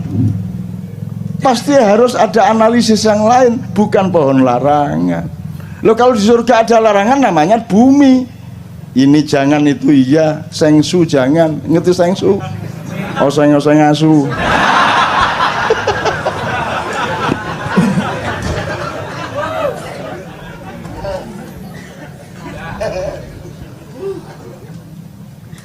Kok jadi cerita surga saya. Oke, gini teman-teman sekalian, supaya Anda itu gini, saya itu tidak bilang bahwa yang saya omongkan itu benar. Saya itu ingin memberantas GR-nya setiap manusia di dunia, bahwa begitu dia ngomong, meskipun dia yakini, dia pikir itu benernya bener. Padahal setiap yang kita omongkan itu kebenaran relatif, dan mungkin nanti sore, besok pagi kita menemukan kebenaran yang lebih benar, betul enggak? Jadi semua yang saya omongkan itu juga jangan dianggap benar. Bahan saja, siapa tahu melalui omongan ngawur saya itu Anda oleh Allah diberi hidayah untuk menemukan kebenaran. Kan gitu. Jadi jangan percaya sama saya. Sebodoh-bodoh manusia adalah yang percaya kepada saya. Salahmu dewe. Terus nanti Anda masuk surga, ini saya gara-gara percaya sama Cak Nun. Salahmu dewe, kata malaikat Malik. Saya melakukan itu karena saya percaya sama kenduri cinta sama Cak Nun. Terus jare Malik, ya salahmu dewe, arek dapure koyo ngono kok percaya. Jadi jangan percaya saya kesini ini tidak supaya Anda percaya sama saya. Saya kesini ini mengajak Anda untuk percaya yang wajib dan sah dan tepat untuk kita percaya, yaitu Allah dan Rasulullah sallallahu alaihi wasallam. Ngono lho ya carane ya. Oke. Kembali ke iblis. Jadi pohon itu bukan pohon larangan, itu pohon. Jadi coba sekarang Anda referensinya gini. Allah itu di Quran, asalkan dia memberi gambaran sesuatu mengenai misalnya kalimat yang baik, peradaban yang baik, kebudayaan yang baik, pemerintahan yang baik, selalu pakai pohon. Wa mathalu kalimatin thayyibatin kasyajaratin thayyibatin atluha thabit wa far'uha fis sama. Kan gitu. Jadi pohon itu selalu menjadi idiomatiknya Allah untuk menggambarkan sesuatu. Jadi pohon yang didekati Adam itu karena Adam masih baru akan sekolah di dunia. Kamu jangan dekat-dekat kepada pohon yang kamu tidak akan paham. Itu S3-nya surga. Jadi bukan larangan. Gitu loh.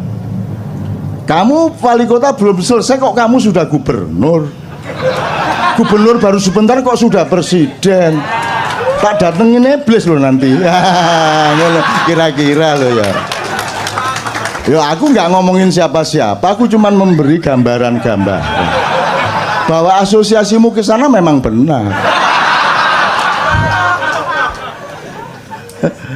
Tapi kan saya nggak ganggu toh. Saya kan nggak ganggu, saya nggak pernah ngapa-ngapain, saya oke-oke saja. Saya tidak ada urusan sama dunia ini, kamu telan semuanya, aku nggak ada masalah. Gitu loh. Kalau aku anti korupsi, aku tidak eman emasnya, tidak eman duitnya. Tidak boleh aku eman duit atau emas. Yang aku eman adalah kenapa engkau berbuat jahat sehingga akan merugikan dirimu, merugikan anakmu, keluargamu, dan masa depanmu di depan Allah Subhanahu wa Ta'ala. Kan gitu. Oke, yuk iblisnya sudah ya. Teman-teman sekalian, kita kembali ke puasa. Jadi sekarang imsak tadi ya. Imsak. Jadi imsak itu kapan waktunya?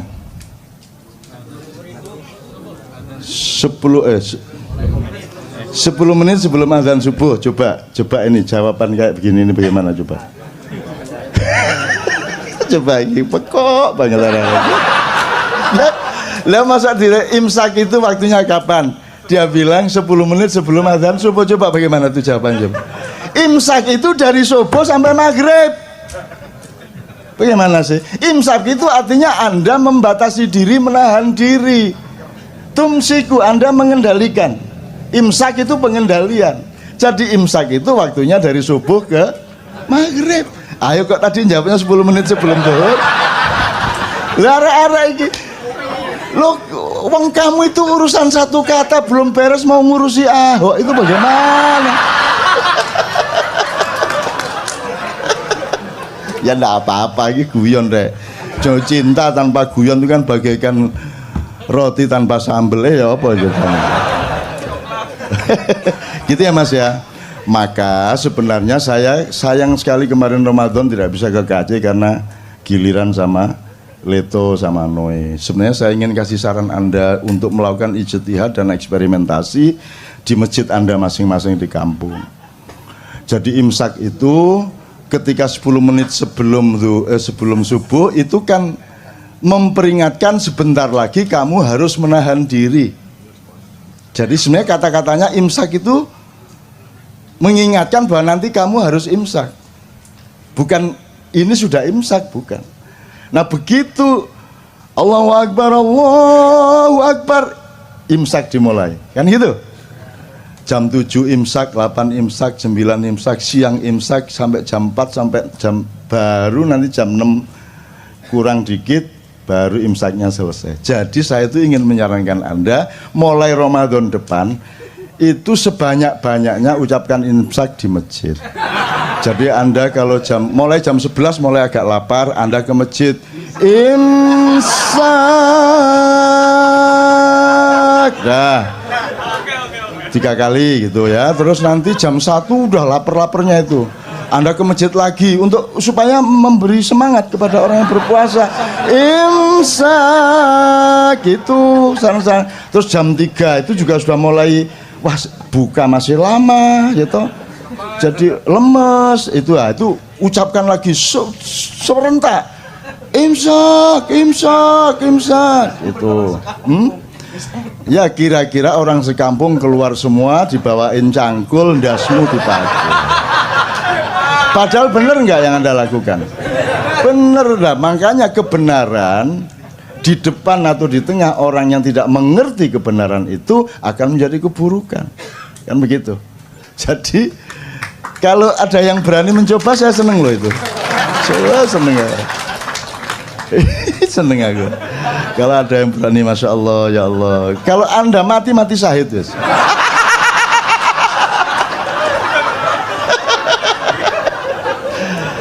Oke, dah kita selesaikan soal hari raya dan puasa ya. Puasanya masih banyak. Saya banyak nulis tentang puasa akhir-akhir ini juga. Saya juga punya buku yang kemarin sangat diandalkan di toko buku itu, dan Tuhan pun berpuasa. Terus Lailatul Qadar, dikit aja ya. Ada yang kemarin dapat Lailatul Qadar? Menurut Anda Lailatul Qadar itu apa, Mas? Lailatul Qadar apa Lailatul Qadar itu kira-kira? Coba Fami. Lailatul Qadar piye mi? Coba mi. Kalau di Al-Quran Lailatul Qadar itu malam turunnya Al-Quran. Terus kok orang pada nunggu-nunggu Lailatul Qadar? Mungkin karena mereka mendapat informasinya lebih mulia dari 1000 bulan. Nah iya. Terus mereka kan bayangin dapat Lailatul Qadar itu dapat rezeki banyak, dapat uang 5 gebok, dapat lotre, ditelepon suruh jadi menteri, gitu kan? Lailatul Qadar gitu kan? Tidak ada yang namanya Lailatul Qadar diturunkan dari langit. Yang ada Quran diturunkan, dan ketika Quran diturunkan maka malam itu menjadi Lailatul Qadar. Jadi Lailatul Qadar itu tempatnya, wadahnya, momentumnya, bukan barang yang turun dari langit. Yang turun dari langit adalah Al-Quran. Lah kok kamu menunggu Lailatul Qadar, wong Quran sudah turun dari dulu kok. Kon niku ya apa karepmu? Kok nunggu ini malam ganjil loh, ini Lailatul Qadar. Loh Qurannya udah turun dari dulu kok. Kok kamu tunggu-tunggu? Iki sebenarnya bagaimana pengertiannya ini? Sudah dari dulu Quran turun kok. Kamu belum lahir Quran wis jangkep kok. Kok kamu tunggu-tunggu Lailatul Qadar? Ayo piye pengertiannya? Ayo coba, Mi. Kira-kira gampang kok, kalau di Ma'iyah gampang jawabnya. Ma'iyah kok. Begitu Al-Quran, entah satu biji ayat, entah satu biji pemaknaan, hikmah atau apapun, kamu pakai dalam hidupmu, berarti dia turun di dalam jiwamu, maka itulah Lailatul Qadar. Kan begitu? Tidak penting siang atau malam. Emang siang dan malam itu bedanya apa? Kalau tidak percaya, tanya sama yang buta. Kalau kamu bedakan siang terang benderang, ngarepe wong picek kan, ayo ngomong. Coba, kalau ada orang buta, misalnya di asrama orang buta, terus Anda jadi saudara, bedanya siang dan malam itu kira-kira ya apa tinarare itu? Sik dolekno watu rek, watu. Jadi malam dan tidak malam, terang dan gelap itu kan hanya urusan panca indera, betul enggak? Begitu panca indera enggak ada, dia sudah tidak gelap, tidak terang. Apakah hidupmu hanya panca indera? Atau lebih tinggi dan lebih dalam dari panca indera? Apakah cinta bisa engkau pandang? Bisa engkau dengarkan? Yang bisa engkau dengarkan adalah ucapan yang seolah-olah mencintaimu. I love you, kamu dengarkan. Tapi cinta yang sejati bisa kamu dengarkan dengan panca inderamu? Nggak bisa kan? Nggak bisa. Maka Lailatul Qadar juga tidak bisa. Jadi Lailatul Qadar itu milikmu, kapan saja kamu ambil ayat itu kamu berlakukan dalam hidupmu, itulah Lailatul Qadar. Maka kita subjeknya, jangan nunggu-nunggu. Begitu malam ganjil ngene ngarepe omah.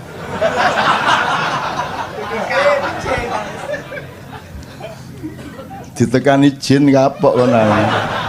Itu Lailatul Qadar. Sekarang kita cicil lagi, ini seneng aku gudong-gudong ini. Lah ya wong kok ngawur arek-arek. Seneng-seneng. Saya tanya, jadi kamu seneng-seneng tanggal 1 Syawal itu? Kok seneng?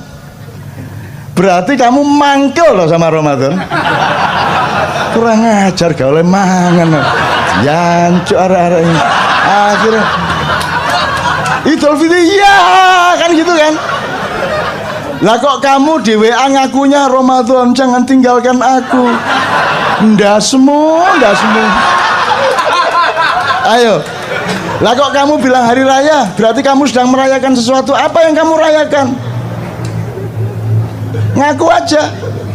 Yang kamu rayakan setelah pada 1 Syawal itu apa?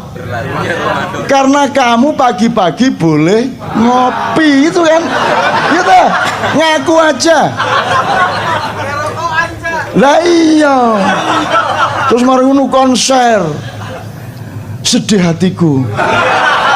Karena Ramadan akan berlalu. Nek Ramadan iso ngomong langsung taek.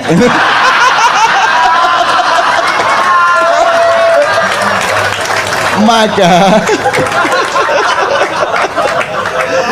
jadi fitri itu ada dua makna epistemologisnya, harfiahnya. Satu, fitri dalam arti keaslian, genuinitas, originalitas, kefitrian, aslimu itu seperti itu. Alhamdulillahirabbil alamin. Maju mendesak ke depan, enggak apa-apa. Ya, bismillah. Coba satu kali takbir. Karena Anda 3 Allahu Akbar, Allahu Akbar, Allahu Akbar. La ilaha illallah, wallahu akbar. Allahu Akbar walillahil hamd. Alhamdulillah. Hujan baik atau buruk tergantung Anda, tidak tergantung hujannya. Kalau Anda husnudzon, ya Allah, ini tanda bahwa Allah ikut bergembira atas kegembiraan kita, dan Allah memberkahi, mengabulkan apa yang ada di dalam hati Anda, maka insya Allah hujan ini merupakan tanda kabulnya doa-doa Anda. Benar ya? Oke, bismillah. Oke, terusin ya. Oke, supaya agak ini saya tak berdiri. Ya, bismillah. Saya mohon maaf saya tidak bisa melindungi Anda dari hujan. Saya sudah tawar tadi hujannya, tapi aku tidak bisa melindungi mereka wajah hujan. Lo jangan dilindungi, wong aku ini datang untuk mengantarkan rahmat Tuhan gitu. Aku ya udah terusin, kalau sing terus ngono aku. Itu sampai mana tadi? Fitri ada 2 macam. Maka ada Idul Fitri kembali ke kesejatian dalam arti kekeluargaan. Anda mudik, ya toh? Anda kembali ke asal usul Anda, kultural, kami kembali ke kampung halaman, sampai nanti kembali kepada sejatinya dirimu itu siapa. Kan puncaknya kesadarannya seperti itu. Nah ini kan prosesnya. Kalau cuman mudik dan kembali ke kampung kan kita bisa bareng-bareng, tapi begitu sudah mulai balik ke dirimu yang sejati, dirimu yang sebenarnya, kan sudah merupakan permenungan atau urusan masing-masing, tafakur masing-masing. Ini yang makna pertama. Yang kedua, kalau saya sarapan, bahasa Arabnya aftur. Kalau sarapan, bahasa Arabnya futur. Kalau makan entah siang, entah sore, entah malam tuh, jadi Idul Fitri itu juga berarti kembali makan. Bahasa Jawanya mbadok maneh. Saya tanya sama Anda, kalau melihat budaya puasa dan hari raya selama ini, Idul Fitri itu bermakna yang pertama apa yang kedua? Yang kedua, yang dirayakan tadi yang pertama apa yang kedua? Yang kedua. Jadi sebenarnya Anda ini binatang apa manusia?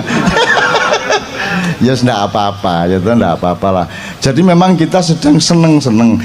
Aslinya ketika kita khusyuk, yang kita rayakan itu Ramadan. Jadi hari raya itu sepanjang Ramadan. Kalau kita ngomong rohani, karena lebih tinggi mana kebaikan atau kegembiraan? Oke, diatur lagi. Lebih bermakna mana, lapar atau kenyang? Lapar. Lebih sehat mana, lapar apa kenyang? Lapar. Jadi sebenarnya yang dirayakan itu yang lebih tinggi apa yang lebih rendah? Seharusnya kalau pakai logika ini selama Ramadan itulah hari raya. Tapi kan nek ngunu temen kan yo ngeluh to awake dhewe. Terus kadung gak iso ngunu to ya semua masyarakat. Oke, jadi teman-teman sekalian seperti itu kira-kira. Oke. Kita tata lagi. Saya ingin mengatakan sama Anda ini usianya itu disebut usia milenial. Usia Anda ini 20 katakanlah ya, naik turun dikit sampai 30 naik turun sedikit. Ya. Dia sama saya jiwanya yang milenial. Kecenderungannya adalah nasionalisme Anda lebih tinggi dari para kakak maupun bapak Anda. Ini hasil penelitian. Nomor 2, kesolehan sangat penting bagi Anda. Itulah sebabnya Anda kumpul di sini dan makin banyak orang berkumpul seperti ini. Harap Anda tahu ma'iyahan di mana saja, rutin maupun tidak rutin, yang datang adalah anak-anak muda yang usia milenial itu begitu banyak, sehingga Anda jangan terlalu mengandalkan pemerintahan sekarang sampai 5 tahun, 10 tahun ke depan. Jadi Anda harus punya, kalau mau memperjuangkan sesuatu, Anda harus tahu bahwa oke, untuk 2 tahun ke depan perolehannya paling segini, tapi saya sudah set up untuk ada perolehan kemaslahatan yang lebih tinggi, tapi membutuhkan waktu lebih panjang. Anda harus punya paling tidak 3 jangka. Nah, yang memimpin sekarang ini adalah orang-orang usia yang sudah tidak sama-sama Anda, disiplinnya, akuntansinya, kesadarannya, kepekaannya. Mereka punya web, mereka masuk internet juga, tapi cara berpikir mereka masih pra-internet. Mereka bisa IT juga dikit-dikit, tapi cara berpikir mereka belum IT. Anda ini sudah manusia IT. Anda sudah memiliki disiplin yang agak berbeda dengan mereka. Anda lihat pedagang-pedagang, pengusaha-pengusaha muda, entrepreneur muda itu sekarang usianya 16, 17, 18, yang jual tahu bulat itu anak-anak sangat remaja. Jadi kita akan punya Indonesia masa depan insya Allah lebih bagus karena manusianya satu, kesolehan penting bagi mereka. Nomor 2, nasionalismenya lebih tinggi. Nomor 3, entrepreneurship-nya lebih tinggi daripada kakak dan bapak mereka. Dan mereka inilah orang-orangnya. Jadi saya tidak menghitung yang sekarang-sekarang ini. Kalau sekarang ini kan sudah, coba yang bisa bikin puisi terlanjur judulnya. Udah apa saja kasih kata terlanjur. Tinggal kamu daftar. Ngerti nggak maksud saya? Apa wes? Bagaimana keadaanmu sekarang? Ya terlanjur. Gimana gubernurmu? Ya terlanjur. Presidenmu? Ya terlanjur. Pokoknya semua. Gimana ibadahmu selama ini? Ya terlanjur, kacau kemarin. Nah, kita tidak hanya hidup sekarang, kita akan hidup 5 tahun lagi, insya Allah 10 tahun lagi. Dan Anda akan memimpin Indonesia 10-15 tahun lagi.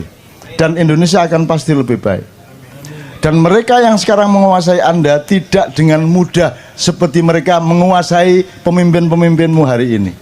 Mereka sekarang hamba sahaya dari dragon-dragon. Tapi Anda bukan hamba sahaya. Anda adalah manusia Indonesia baru.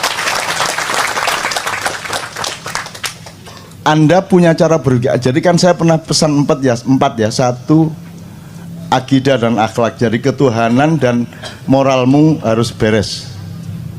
Nomor 2, Anda harus militeristik kepada diri Anda. Berani kerja keras, berani kurang tidur. Dan Anda saya latih toh untuk tidak tidur. Ya toh? Seluruh Indonesia loh ini, kayak gini nih. Sampai sekarang anak SMP, anak SD sudah ikut maiyahan. Dan jam 3 pagi masih gitu. Anak SD. Ya, Anda lihat sendiri di mana-mana, di Gresik, di Malang, di mana begitu. Anda Kopassus, Anda Denjaka. Anda punya jiwa militer kepada dirimu sendiri, tapi Anda adalah penyayang kepada orang lain. Itu ya, itu syarat yang kedua. Syarat ketiga, Anda harus paham akuntansi. Anda harus punya muhasabah. Anda punya perhitungan berbeda dengan kemarin. Sekarang anak-anak masih kuliah sudah bisa kaya raya melalui bisnis online, melalui ada inovasi-inovasi baru, panganan macam-macam, baru-baru semua, betul enggak? Ono kodok campur gatul, ono semua macam-macam. Makanan baru macam-macam. Itu jangan dilihat makanannya, dilihat bahwa ada gejala kreativitas baru pada anak-anak muda. Dan itu di mana-mana, Mas. Di mana-mana, Mas. Anda ke Jogja sekarang, itu perkembangannya 3-4 kali lipat dibanding 5 tahun yang lalu. Karena anak-anak muda. Makanya saya senang ketemu Anda supaya saya tidak terlalu ketinggalan zaman. Dan saya sedang ngecek diriku, kalau aku masih kompatibel padamu, berarti aku masih tidak saya nggak kudet. Lawannya kudet apa? Jadi saya juga tidak boleh, saya juga harus bisa ngoprek. Saya juga bisa harus smartphone, tidak hanya jailbreak. Itu saya install Android di iPhone, mau apa kamu? Kamu pikir tidak bisa? Kamu pikir nggak bisa? Kamu jangan terlalu remehkan saya. Saya dulu ketika komputer baru mulai kira-kira 90-an pertengahan, itu baru DOS. Jadi komputernya gede, disketnya tuh gede gini 256 kilobyte. Itu untuk DOS, masukin nanti C-prom ditarik, masukin CD WS atau C-write untuk ngetik tik. Belum ada mega. Setahun kemudian baru ada disket 1,2 megabyte. Dan yang bisa cuma saya di seluruh kantor Detik waktu itu. Bukan detik.com ya, detik waktu detik manual. Dan ini karena teman-teman tidak mau belajar, pokoknya saya yang dimintai tolong untuk booting DOS, setelah itu masukin C-write atau Anda kan tidak pernah tahu WS sama C-write. Pernah tahu dulu-dulu. Ya. Terus kalau di DOS itu kan ada aransemen, ada auto exec bat. autoexec.bat itu kan Anda tinggal ngurut, ada tak kasih setiap komputer, ada sekitar 30 komputer di kantor itu, saya kasih autoexec.bat ini booting, terus tak kasih gambar telanjang. Jadi begitu booting jeglek langsung mudo. Cak piye iki? Loh, yang kamu pandang jangan keyboard, yang kamu pandang layarnya. Tak isi gambar telanjang itu. Jadi mereka bingung piye carane. Nah, itu kan pendidikan untuk supaya mereka belajar. Bukan soal gambar telanjangnya. Meskipun iya juga. Tapi kan itu membuat mereka menjadi tidak betah sehingga mereka mau belajar. Artinya saya belajar terus, teman-teman sekalian. Saya belajar terus sampai hari ini. Pekerjaan yang paling update sekarang saya juga belajar. Saya tidak akan pernah berbelajar. Saya seorang pembelajar gitu loh ya. Oke, jadi dari lagu Anda tadi saya optimis karena kesolehan penting untuk Anda. Maka tolong sekarang informasi tentang kesolehan ini tolong dibenahi, tolong dimatangkan, tolong diproporsionalkan, karena sekarang kesolehan itu disalahpahami melalui simbolisme. Bahwa kesolehan itu adalah orang yang rajin sholat, benar juga, tapi tidak cukup. Kesolehan adalah orang yang pakai baju koko. Kesolehan adalah orang yang pakai peci dan seterusnya. Oke, itu indikator kesolehan, tapi kesolehan sebenarnya harus dicek melalui empirisme, pengalaman, dan bukti-bukti sosial dari perilakunya, kan begitu. Jadi kesolehan tolong dipelajari. Soleh itu apa? Dalam Quran ada soleh, kan artinya baik. Sedangkan baik dalam Al-Quran ada soleh, ada khair, ada birrun, ada ma'rufun. Itu ada proporsinya masing-masing, tolong dipelajari supaya Anda menjadi soleh secara benar. Sekarang ini sedang populer sejak tahun 90-an itu ada dibedakan antara kesolehan pribadi dan kesolehan sosial. Ini menurut saya juga ya ndak menyesatkan, cuman ya ndak proporsional lah. Ndak ada kesolehan pribadi tok, ndak ada. Kalau kesolehan pribadi tok itu ndak soleh namanya. Kalau kesolehan itu dia ya individual ya sosial, kan begitu. Nggak bisa kok sendirian, nggak bisa. Gitu loh teman-teman sekalian. Nggak bisa cinta Tuhan tidak cinta istri, itu nggak bisa. Maksud Anda ada yang mengatakan kalau perlu selama Ramadan jangan ketemu manusia, kita hanya ketemu Allah. Ada yang mengatakan begitu? Ada toh? Gendeng hari ini. Bagaimana mungkin engkau gimana? Masa engkau ketemu Allah tidak ketemu manusia? Emang Allah siapa sehingga kamu lupa pada manusia? Allah tersinggung kalau engkau ketemu Allah dan kamu lupa pada manusia. Hei, manusia itu ciptaanku, kenapa engkau datang kepadaku dan melupakan ciptaanku? Nggak bisa. Kita lihat daun aja ketemu Allah, lihat Allah ketemu manusia, lihat Allah ketemu sungai, kan begitu. Tidak bisa. Khusyuk itu nggak inget apa-apa gitu, hanya Allah tok gitu. Nek Allah aku tak gudo kan, mau aku raimu kayak ngono, mau aku enak aja. Nggak bisa. Engkau cinta Allah, aplikasinya adalah engkau cinta kepada makhluk-makhluknya dong. Nggak bisa, itu dialektis. Nggak mungkin kau ketemu Allah tanpa Rasulullah dan umat manusia. Nggak mungkin kau melihat manusia tanpa ingat Allah. Itu merupakan tunggal. Loro-loro ning atunggal, telu-telu ning atunggal gitu kalau bahasa Jawanya. Gitu ya teman-teman. Jadi kehusukan ini jane piye, coba itu dipelajari. Apa nggak ingat apa-apa kecuali Allah? Atau justru kita membawa seluruh kegelisahan kita mengenai dunia dan manusia kepada Allah, itu khusyuk yang mana? Ya nggak usah berdebat yang mana yang benar, ya pokoknya terus saja berusaha khusyuk gitu loh. Bentuknya, perolehannya bagaimana terserah prosesmu masing-masing. Ojo nyalano iki nyalano iko. Wong podo-podo salah kok, podo-podo gak jelas kok, podo-podo gak mesti. Ini kan nanti pasti ketika Anda sudah rodiyatan mardiyah, Jangan mencari ridho Allah itu metode. Kamu itu ridho saja sama Allah gitu loh. Sibuk ridho kepada Allah sampai tidak punya waktu untuk yang lain kecuali ridho sama Allah. Kamu makan dalam ridho sama Allah. Kamu bekerja dalam posisi ridho sama Allah. Kamu ridho, maka otomatis kamu mendapat ridho. Kalau kamu minta ridho, jaluk tok ae, kon dhewe gak ridho, kan gitu. Bener nggak? Kamu ridho saja sama Allah, sibuk dengan ridho kepada Allah. Apapun yang kamu lakukan, tetapkan keridhoanmu kepada Allah. Ya Allah, aku lapar, tapi aku ridho kepadamu. Ya Allah, aku sulit ini, kerja keras ini, agak repot ini dagangku, tapi itu semua dalam ridhoku kepadamu. Pokoknya semua ridho Allah. Kamu ridho saja, maka kamu akan diridhoi. Daripada kamu ridhoi dong,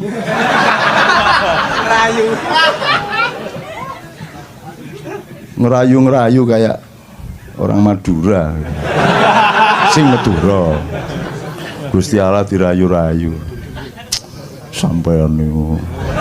Tidak saya teruskan, nanti habis waktunya. Oke, bisa mereka. Sudahlah, orang Indonesia sekolahkan apa saja, mereka bisa melakukan. Makanya pendidikan kurang bagus sebenarnya tidak terlalu masalah untuk bangsa Indonesia, karena Anda punya bakat yang luar biasa. Anda ini aksani takwim nomor 1 di seluruh dunia, gitu loh. Tenanan ini. Tentara Indonesia itu di seluruh dunia kalau tugas internasional disukai semua penduduk di sana. Karena tentara Indonesia tidak hanya pinter perang, menembak dan berkelahi, mereka pinter ngomong anak, mereka pinter ngeliwet, iso nyewoki bayi, iso dandani genteng, mereka bisa apa saja. Selawatan pinter, betul enggak? Tentara Indonesia, orang Indonesia penuh bakat. Dan karena tidak ada manajemen yang menyadari penuhnya bakat Anda itu,